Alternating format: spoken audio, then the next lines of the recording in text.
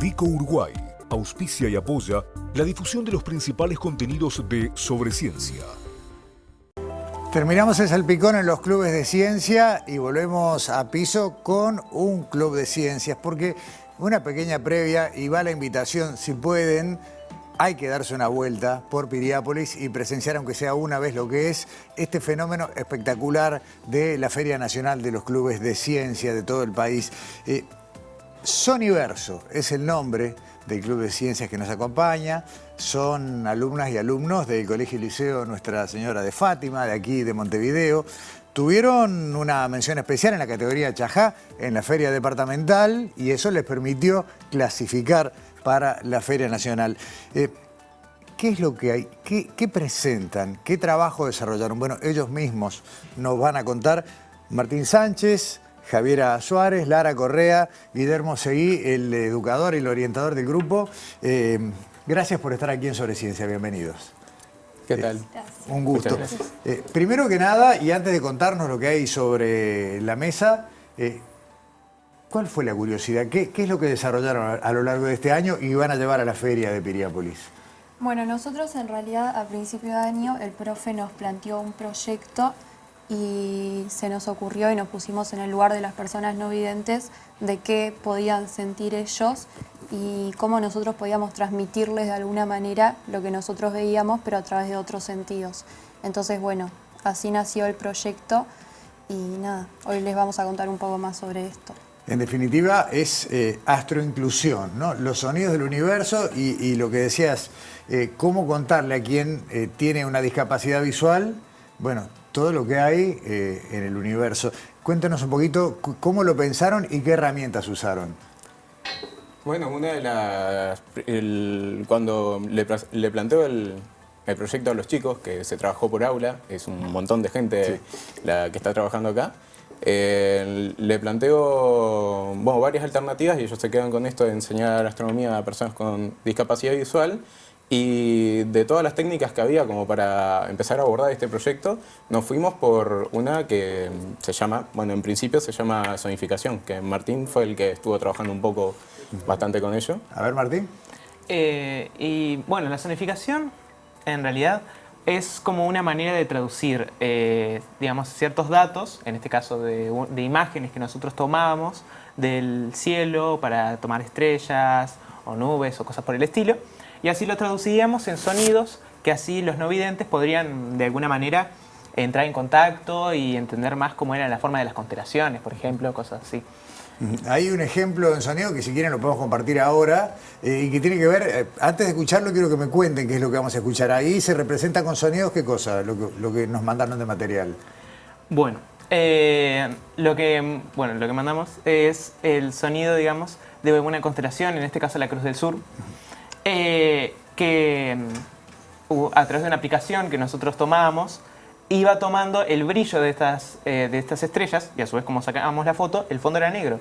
Por lo tanto, hacíamos que la aplicación tomara las zonas con más brillo, en este caso la de las estrellas, para hacer pequeños sonidos que te daban, digamos, cierta pauta de cuál era el orden en el que se organizaba la constelación.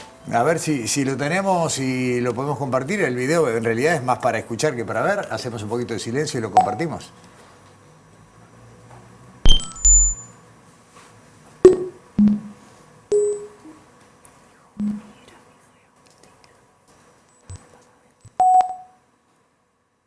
O sea que el tono y la intensidad es la información que está dando. O sea, no solamente el volumen para hablar en criollo, sino también el tono en el que está sonando, ese le transmite a la persona no vidente la información, en este caso de la Cruz del Sur. Exactamente, y no solo eso, sino también una cosa tan básica como puede ser el número.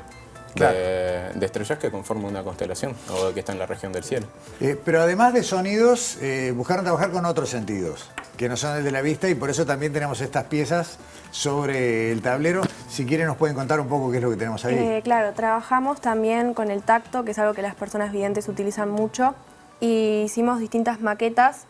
Por ejemplo, esta fue para representar la del escorpión. La constelación del escorpión. Ahí va, la constelación del escorpión, y acá tenemos Venus y Saturno, y esto que está acá, que es con una telita, es la línea eclíptica, que es por donde pasa todo eso, y ellos lo que hacían era tocar y sentir los alfileres para ver la Te voy a forma. pedir que lo gires un poco hacia la cámara, así se ve que no es solamente la esfera, sino que tiene, que son alfileres, la cabeza de alfileres, Claro. que van sintiendo el relieve y ahí está representada la constelación del Escorpión. Exacto. Excelente. ¿Y me dijiste la bandita que representaba? La línea eclíptica. Excelente. ¿Por allá que tenemos? ¿Es también una galaxia? Por acá tenemos también, sí, en realidad vendría a ser como una especie de modelo de la Vía Láctea, pero en realidad representa cualquier galaxia con forma de espiral en términos generales. ¿Hay más? Por favor. Ahí está. Entonces, las chicas que lo articularon pensaron en 3 texturas para transmitirle a los chicos con discapacidad visual, que representan una variable que en este caso es el brillo. Entonces, las partes más suavecitas, como es el algodón, son las partes que pueden tener menos brillo en una galaxia espiral, y las partes más duras, como esta que está hecha con porcelana fría y esto que es una bolita de tergopor, representan las partes con más brillo. A grandes rasgos pueden intuir que donde hay más brillo hay más estrellas, y esta zona de acá es un agujero negro donde va el absorbiendo centro el de la brillo, galaxia. sí, y donde lo que le da la forma en espiral. Y acá pusieron un detalle que es un alfiler, como para enseñarles también que esta cosita chiquitita que está tan grande perdida entre uno de los brazos de la Vía Láctea vendríamos a ser nosotros, el sistema Vendría a solar. ser el sistema solar, está bueno. ¿Y esa última? Y esta última tiene que ver con el primer concepto que introducimos, que tiene que ver con cómo les enseñamos qué es una estrella a los niños con discapacidad visual, incluso a aquellos que no han podido ver una nunca. Entonces, le fuimos pasando una serie de esferas, esta era como la última de ellas, como para que intuyeran el tamaño, les decís, siempre guiándose con el tamaño del cuerpo, 1000 veces más grande que vos, tan grande que no notarías que es redonda. Y estos palitos de brochet vendrían a representar como rayos de luz, fotones. Y la idea es que cuanto más cerca estás de la estrella, sentís más fotones. Y cuanto más lejos estás de la estrella, sentís menos fotones. Entonces las estrellas que están muy, muy, muy lejos, las ves como un puntito apenas en el cielo. ¿Cuánto tuvieron que aprender de las dos cosas, ¿no? De astronomía, por un lado, y de, bueno, cómo comunicarle estos conceptos a personas con discapacidad visual? ¿Fue todo el año de trabajo? Sí, fue todo el año fue el proyecto. Y hubo un grupo específico de comunicación que se encargaba de hablar con la Fundación de Braille y que nos enseñaban también cómo comunicarnos, cómo no meter la pata, por así decirlo. Y bueno, Aparte también, ¿cómo es esto? Tuvimos que aprender bastante de cómo sacar fotos en la oscuridad. ¿Cómo es esto? Hay diferentes estrategias, diferentes técnicas que se usan en las cámaras, por ejemplo, como son la velocidad de exposición, el tiempo de exposición, perdón, y también el ISO, que se le llama, que son, digamos, diferentes maneras para captar más luz en cierta cantidad de tiempo, en el tiempo de exposición, etc. Y la cosa era, digamos, captar esas estrellas, intentando que se vieran lo más nítido posible, para que después, en la etapa de sonificación, se pudieran escuchar con claridad. ¿Cuántas constelaciones sonificaron, por ejemplo? Acá trajimos una de ejemplo, pero ¿con cuántas trabajaron? Nosotros trabajamos más que nada con la Cruz del Sur y con con la constelación del Escorpión. Del Escorpión, perfecto. Van a la feria de Piriápolis. ¿Es tu primera feria, Guillermo, como orientador? Como orientador, sí, como estudiante. O sea, conocer la experiencia desde el otro lado del mostrador. Y creo que la mayoría de orientadores que estamos en clubes de ciencia es porque cuando éramos gurises nos tocó. Y yo soy canario, soy de Tacuarembó, entonces cuando me tocó fue toda una experiencia, viajar y todo lo demás. Divino. Simplemente para cerrar, aclarar que bueno, ustedes son una parte del grupo, una representación. ¿Cuántos, te acordás de memoria, cuántos alumnos trabajaron en esto? ¿Cuántos compañeros de ustedes? 37 alumnos en total, En la clase. que tenemos algunos de ellos aquí nos acompañándonos, haciendo fuerza.